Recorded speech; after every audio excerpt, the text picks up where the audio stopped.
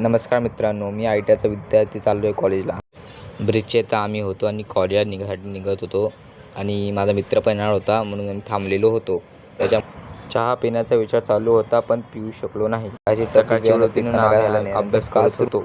College सुटलं आणि आम्ही चाललो आता घरी आता जातोय आणि घरी जाऊन थोडं स्टेशनला आलो आणि ट्रेनची वाट बघतच होतो. त्यावेळेस झालं तर काय, ट्रेनमध्ये बसल्या आम्हाला विचार आला की ट्रेन येत नव्हती. त्यानंतर माझा मित्र, चला तुम्ही पाठी बघताय, तो माझा मित्र आहे आणि आम्ही वाटच बघत होतो. पण त्यावेळेस त्या साईडवरून त्याची ट्रेन येता आम्ही विचार केला बसायचं.